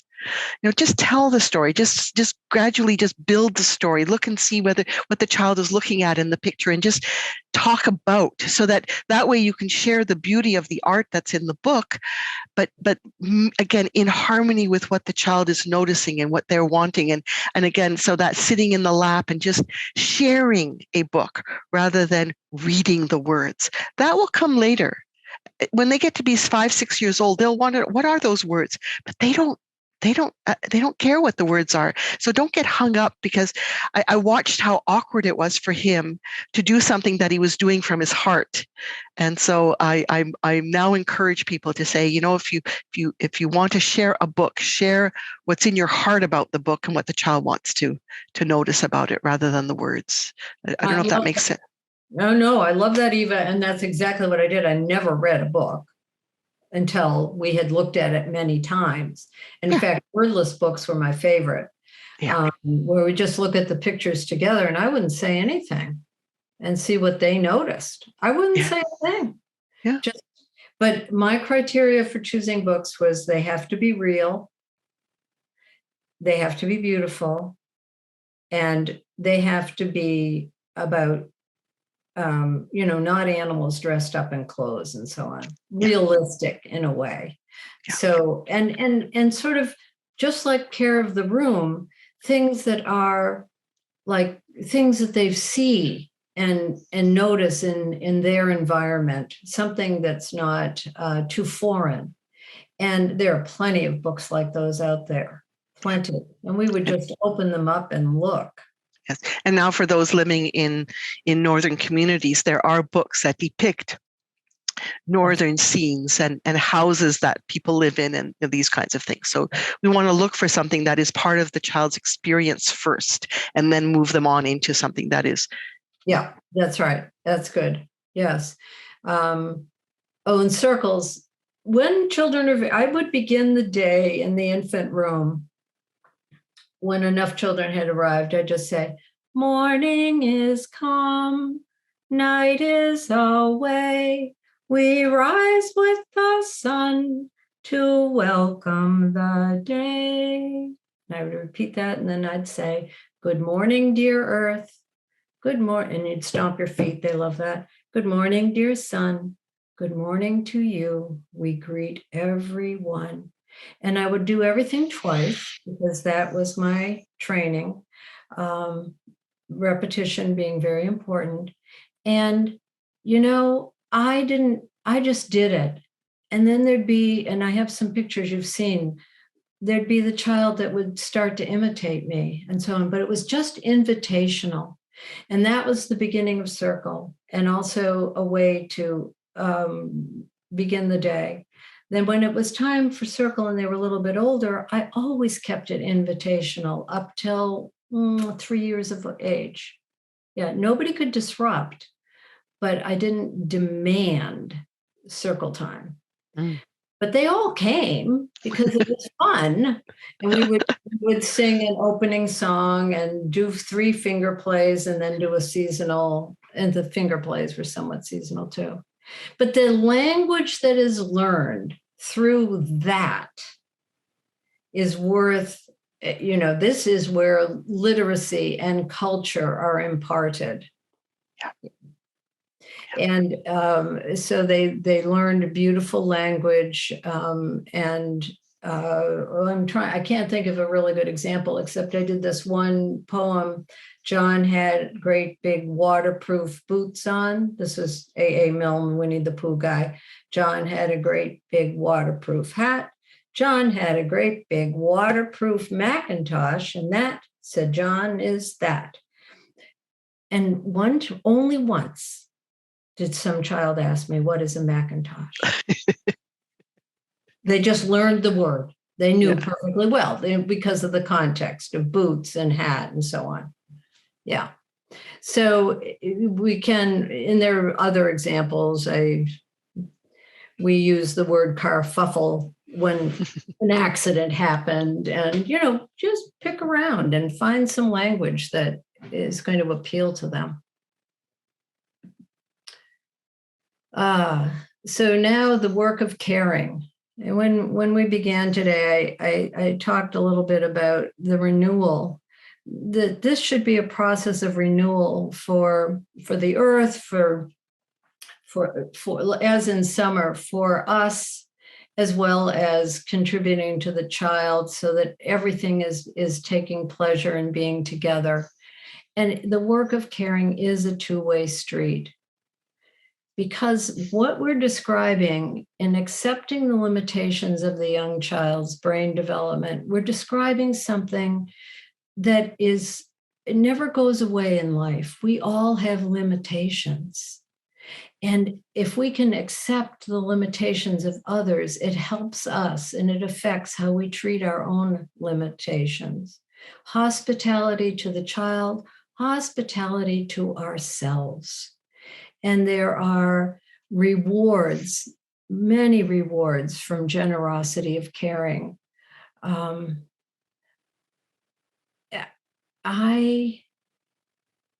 Is this where I was going to talk about it is, Eva? Thank you. Yes, it is. Yes, it is. There was a piece on the radio that I heard the other day about a brain study that had been done with caring. And in this case, an adult was helping an elderly woman across the street, but everybody had wires hooked up to their brains, or somehow they were measuring this. So the serotonin, I believe, is the hormone that's being measured, pleasure. So the rates, the increased in both the provider and the elderly person who was being helped. That is pretty obvious. What was unexpected was that there were observers who were also being measured, and their pleasure hormones, their satisfaction, their serotonin also increased. Are you okay, Eva? Yeah, there was a little glitch here, but I think I'm back. Okay, good. Yeah. So the point is that these little acts of kindness, now we have a study to tell us that this is true, but it is something that we've observed in our work, that when we take care of one child and show that we can come alongside, that they're not in trouble, but that we are imposing order, or we are imposing comfort if there's a sorrow, that this spreads to the other children. We are a community. Yeah. More than we even know. they're doing soil analysis that shows that soil is this living structure, that fungi and mushrooms communicate. They actually have language, and trees communicate. All of this new science, which actually, I am humbled to say, I think has been part of indigenous wisdom for centuries. Yeah. Yeah. Yes. Now, okay, Western thought is having to change. The brain does react differently with kindness and caring. This all spreads, and even when we're imposing a limit and maybe somebody finds some tears, this is an important moment for a child to find their tears in the comfort of a loving adult. And it also helps brain development, as we've talked about before. Yeah. I mean, I this picture here is just such a perfect example, because of course, clearly the adult is looking with kindness towards the child, and the child is responding to that. So it's a wonderful example of right relationship where the child is receiving the care of the adult. And what you were saying is that other children watching that feel that caring. So sometimes you'll say to yourself, but I can't care for all 8 of them at the same time. How am I going to be able to do that? Well, every time you care for one, if the others are noticing it, they feel cared for. So that's so important to remember that piece, that they do feel cared for. So every act, and this is why, again, we have to be careful about our interactions, and the kindness. And people will say, well, if you're being kind to a child who's being rude or oppositional, aren't you reinforcing their bad behavior? Well, first of all, that's not how it happens. But more importantly, we want to keep the sense of safety. Again, we do what we have to do. We say to the child, no, you can't play with those blocks here. Let me find you something else. You're having a hard time. All of these words of coming alongside, say to the other children, well, when I have that problem, the adult will take care of me. But already their brain is getting that lovely serotonin, which there are certain chemicals that grow our brain, and there are certain chemicals that stop our brain from growing. And the chemicals of kindness and caring. So it's hard because there are many, many people out there for a variety of different reasons think if we care too much for a child, we're going to spoil them or ruin them. As long as we remember that caring includes putting in some boundaries and keeping them safe, we can't go wrong, especially in these early days. So it's, and we benefit as well. And that's why we've been using taking pleasure in being together, in remembering why you chose this wonderful profession that you are in. And Dr. Neufeld had a whole conference called What About Me? And he basically said, when you as an alpha, when you are a provider, and the child lets you take care of them, you feel taken care of. It's enough. It's enough. So it's as you say, it's a two-way street. When I care and the person lets me care for them, it's a joy for me. So we're hoping that, again, throughout these sessions that you've learned to understand some of the challenges, but also realize that it is something that grows you as well. Yeah, so important. So important. In his latest DVD teaching on discipline, Eva, Dr. Neufeld says dog trainers have learned to thank the dog for barking instead of telling the dog to cut it out. They thank the dog, you've done your job, and that when they thank them, the dog stops. But it's so interesting because the brain, when a child is impulsive, when a child is all of these things that we find need to be grown up and matured, right? That when we do accept them, this is just moving, that actually the situation improves. The situation doesn't become toxic. Yeah. So if a child is saying no to us, thank you for letting me know that's not working for you. Mm-hmm. Yeah. Right. Yeah. Right. Exactly. But even I love this material. Yeah. Well, it has changed my life, I know. And my children were adults when I learned it. Yeah. And mine too. And we realize that it is a discipline. It's a long time coming. And just to reinforce Eva's, just pick one thing. Like for me, it was never let a child know they're too much for you to handle. That changed my life, because that's the phrase that popped into my mind when I had a child who was too much to handle. And I held on to that child.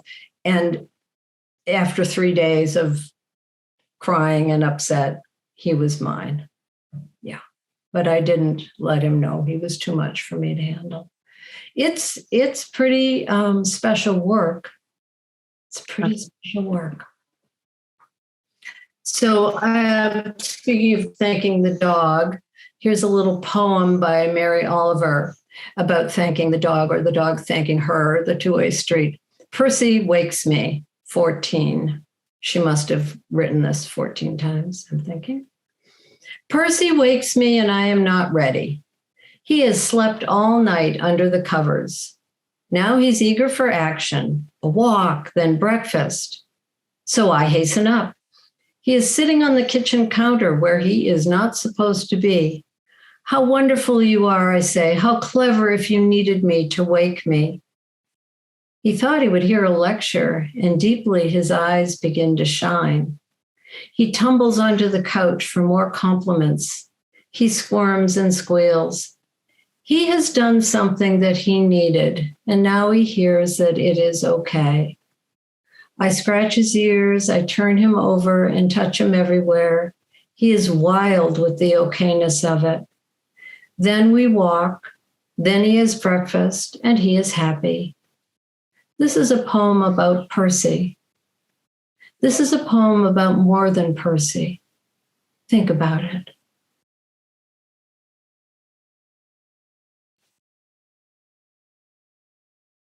And so I would like to take a moment and just have you reflect. There's no sharing needed of this, but just take a moment to think about it. And I came up with some questions for your consideration, which you can use if they're helpful. Have you done something or asked for something that you needed and heard that it is okay? Have you done something or asked for something that you needed and heard that it is okay? Remember how that felt.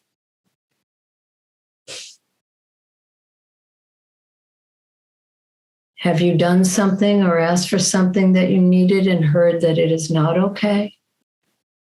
Remember how that felt.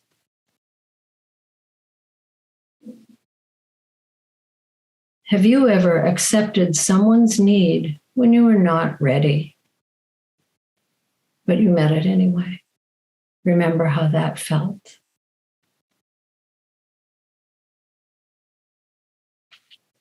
I would just invite you, as you reflect on this, to consider the child who needs something. And if we can meet them with, okay,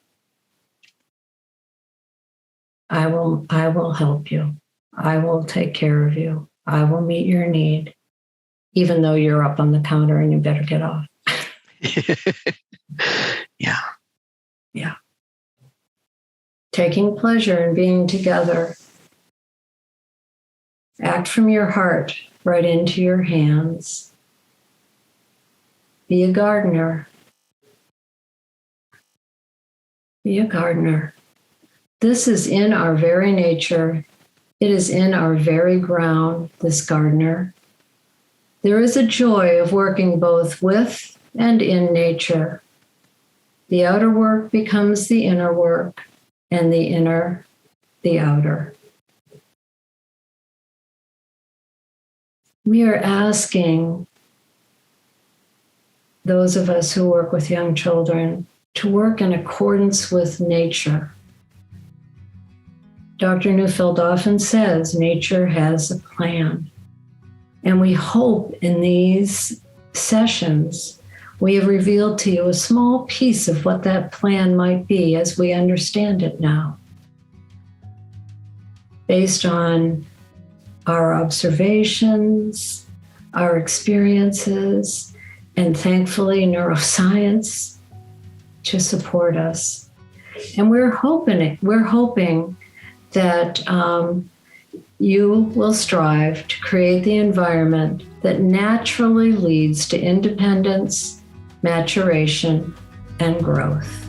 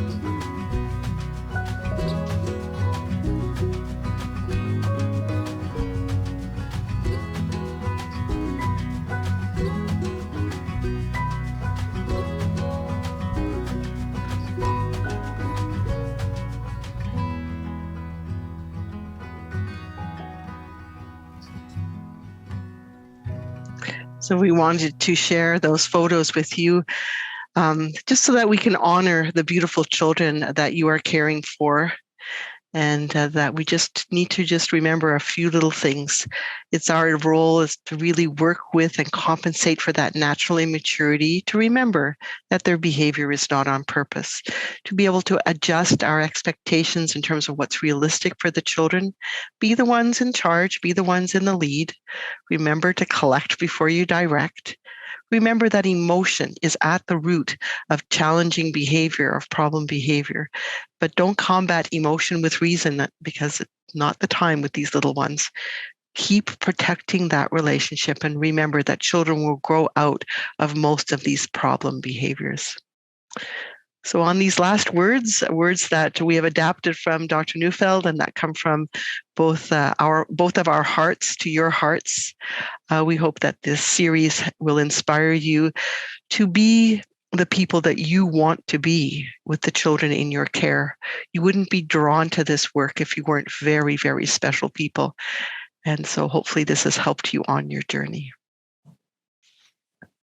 So Val, I don't know if you want to join us and maybe just say a last few words, and then we can stop the recording and ask people for their questions.